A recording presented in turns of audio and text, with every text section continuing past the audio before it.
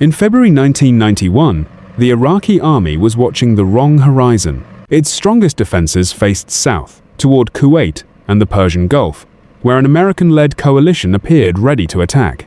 Far to the west, beyond those prepared positions, armored columns were already moving through open desert.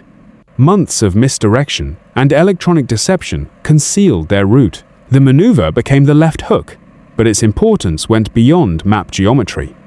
It answered the central question of the Gulf War. Could speed, surprise, and precise coordination defeat an army built to survive a direct assault? The answer arrived in less than 100 hours. To understand why, the story must begin with the crisis that made the war possible. By the summer of 1990, Iraq had emerged from 8 years of war, with Iran carrying debts estimated at more than $80 billion. Much of that money was owed to Arab Gulf states that had supported Iraq during the conflict. Saddam Hussein argued that Iraq had served as a shield against Iranian expansion and therefore deserved debt relief rather than repayment demands. Small but oil-rich Kuwait became the focus of that anger. Iraqi officials also accused Kuwait of producing too much oil and depressing prices when Baghdad urgently needed revenue. The most explosive charge concerned the Rumaila oil field near the border.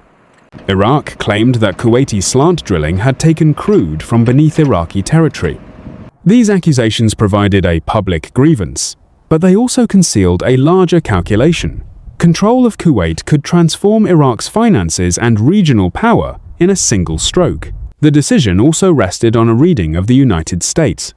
Saddam studied the American experience in Vietnam and remembered the withdrawal from Lebanon after the 1983 bombing that killed 241 Marines.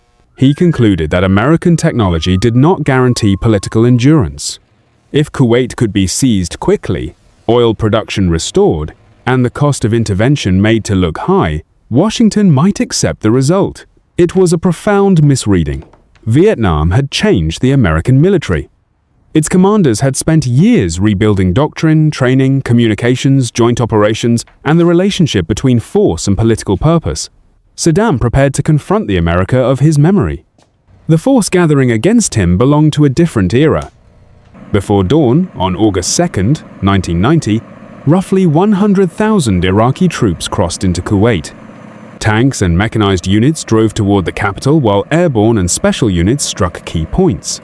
Within about 48 hours, the small state had been occupied. The invasion created three dangers at once. First came the economic shock. With Kuwait's reserves added to Iraq's own, Saddam controlled a formidable share of the world's petroleum resources and could influence the global economy. Second came the strategic threat. Iraqi forces now stood near Saudi Arabia, a Central American partner and the location of immense oil reserves. Third came the political precedent. In the uncertain first months after the Cold War, a sovereign country had been swallowed by a stronger neighbor. If that act endured, borders and collective security would carry far less meaning. The invasion also exposed a failure of expectation. Before Iraqi forces moved, experienced diplomats had repeatedly argued that the build-up was pressure, not preparation for conquest. Many believed one Arab government would not invade another. That confidence disappeared in a matter of hours. The United Nations condemned the attack and imposed sanctions, while the United States began assembling a coalition that eventually included forces or support from 42 partners. The diplomatic foundation mattered.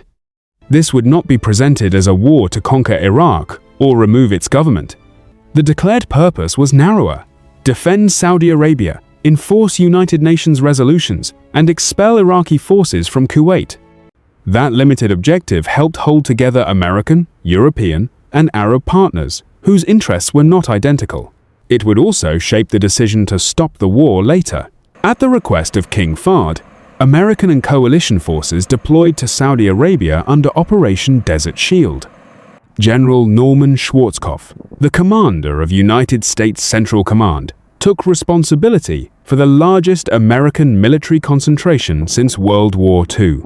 He brought 2 tours in Vietnam, 3 Silver Stars, and a practical understanding of how badly perception could distort a battlefield. He also studied Saddam's habits. Schwarzkopf judged him forceful and cunning, but rigid. accustomed to compelling obedience, and slow to imagine an opponent acting outside familiar patterns. That weakness could be exploited. Yet, the military problem remained severe. Iraqi troops had dug into and around Kuwait, behind trenches, minefields, barriers, artillery, and layered defensive positions. A direct assault would drive coalition soldiers into the strongest part of that system.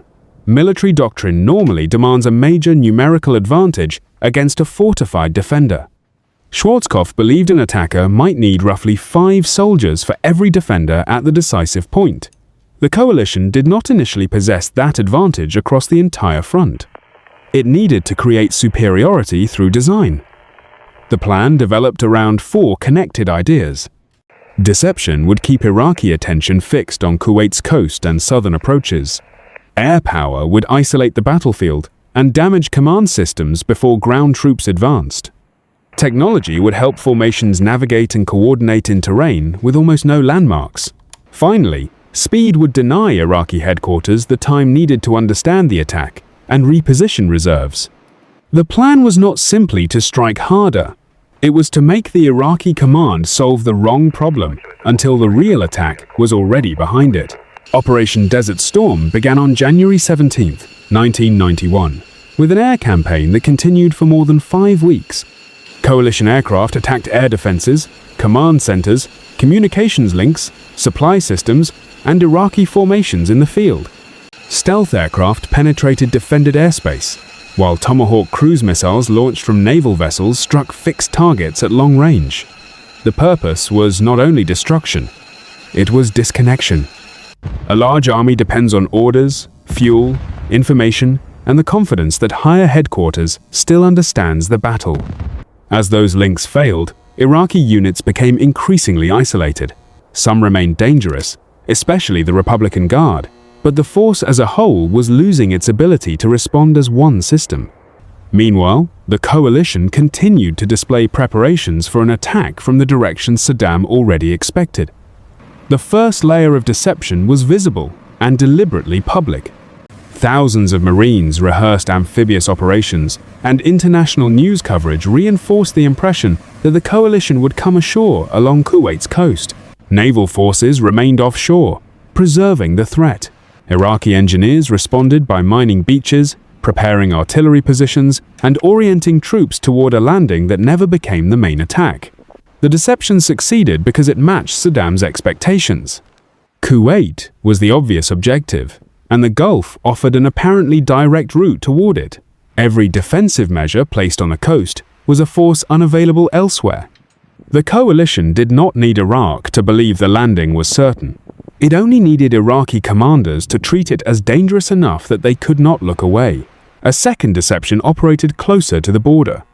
About 300 specialists used communication emulators, decoys, heat sources, inflatable equipment, smoke generators, and false patterns of activity to imitate a force vastly larger than their own.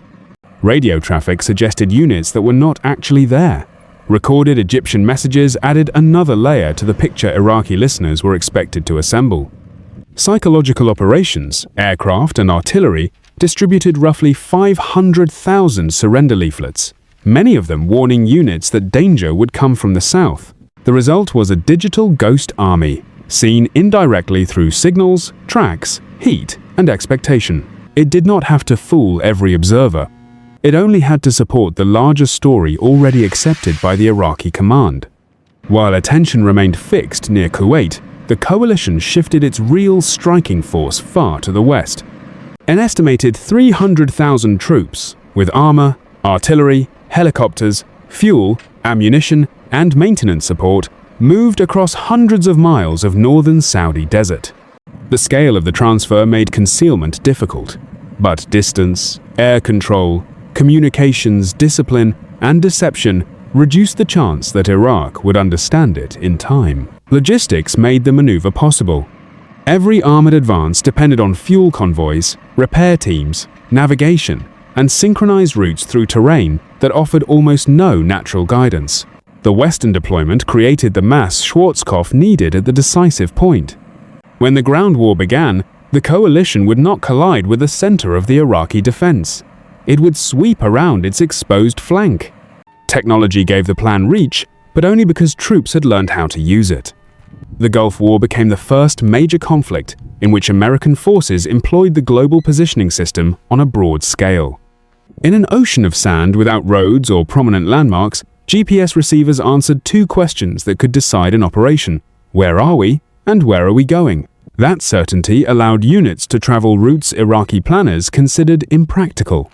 Surveillance aircraft helped monitor movement and identify changes across the theater. Secure communications, linked formations, spread across enormous distances. Precision, weapons, and stealth reduced some of the advantages of fixed defenses. None of these systems eliminated uncertainty or danger. Together, however, they multiplied the value of training, timing, and the decision to attack from an unexpected direction. The ground campaign opened on February 24, 1991. Along the Kuwaiti front, Marines and Arab coalition forces attacked into prepared defenses, fixing Iraqi units in place and convincing them that the expected battle had begun. Farther west, the main armored movement crossed the frontier, turned north, and entered the rear of the Iraqi position. The 18th Airborne Corps and the French 6th Light Armored Division advanced across the open flank, cutting routes and threatening supply lines. Their movement reached more than 150 miles behind the original front. Iraqi divisions oriented toward Kuwait now faced a danger arriving from a direction they had not prepared to defend. The deception had ended, but its effect remained. By the time the Iraqi command recognized the scale of the Western attack, the coalition's fastest formations were already deep inside the operational rear. The 101st Airborne Division carried the movement still deeper. Using more than 400 helicopters, it established forward positions and gained control over Highway 8 near the Euphrates corridor. The operation cut a principal route, linking Iraqi forces in Kuwait with areas to the north. It also demonstrated how the campaign combined vertical and horizontal maneuver. Armored formations pressed across the desert, while helicopters placed infantry, fuel, and fire support far ahead of the old front line. The division's thrust was the largest and deepest of its history. For Iraqi commanders, the map of the battle was changing faster than reports could travel. Roads that had represented reinforcement or escape became controlled corridors. Units that still appeared connected on headquarters maps were becoming isolated in reality. To the east of the airborne advance, the United States 7th Corps, joined by British forces, turned toward the Republican Guard. These were Saddam's strongest formations and the most important military target of the ground plan. The battles that followed included some of the largest armored engagements in American history. Coalition crews used thermal sights, longer-range fire control, disciplined formation movement, and continuous coordination in dust and darkness. Iraqi tanks and artillery were destroyed in enormous numbers, often before their crews could respond effectively. Reported totals credited coalition forces with destroying about 3,300 Iraqi tanks, while losing 31 American tanks. Though the larger human and material cost cannot be reduced to a ratio, the decisive fact was operational. Republican Guard formations were struck, while retreat routes were closing and command links were failing. Across the front, Iraqi cohesion began to break. Some units fought, while others surrendered, abandoned equipment, or simply left their positions. Coalition leaflets and weeks of bombardment had weakened morale before the ground attack reached them. Once the flanking movement cut roads and threatened the rear, many soldiers saw no organized battle left to join. Entire formations ceased to function as formations. The 1st Marine Expeditionary Force and Arab coalition units continued their advance through Kuwait, preventing Iraqi troops from shifting west against the main hook. Air attacks and ground maneuver compounded one another. A unit that moved risked detection. A unit that remained in place risked encirclement. The Iraqi army still contained weapons and men, but increasingly lacked the communications, confidence, and shared picture required to use them together. After roughly 100 hours of ground combat, the coalition halted. The ceasefire took effect on February 28, 1991. Reported figures place American battle deaths at 148 and Iraqi deaths above 30,000. estimates that reflect the enormous imbalance of the campaign while remaining difficult to measure precisely. Large portions of Iraq's tanks and artillery had been destroyed or captured. Kuwaiti and Arab coalition forces entered Kuwait City at the front of the liberation. A deliberate symbol that the country was being restored rather than absorbed into an American occupation. The operational objective had been achieved rapidly. Iraqi forces had been expelled, Saudi Arabia was secure, and the coalition remained intact. Yet the victory immediately raised another question. If the road north appeared open, why stop before Baghdad? Schwarzkopf later explained the limit in political as well as military terms. The coalition had 8 United Nations resolutions supporting the removal of Iraqi forces from Kuwait. It did not possess the same agreement for conquering Iraq, occupying Baghdad, or overthrowing Saddam. French and Arab partners might not have continued. The alliance that gave the war legitimacy could have fractured at the moment of apparent triumph. Occupation would also create responsibilities far beyond the campaign plan, governing Iraq, paying the cost, containing resistance, and finding a path out. Schwarzkopf compared that danger to a dinosaur trapped in a tar pit. The image captured the distinction between defeating an army and controlling a country. The coalition stopped because its military success had reached the boundary of its authorized political purpose. The Gulf War did not prove that technology could make conflict clean, effortless, or predictable. It showed something narrower and more consequential. When technology was joined to realistic objectives, trained forces, logistics, deception, and coalition legitimacy, it could transform the speed and shape of a campaign.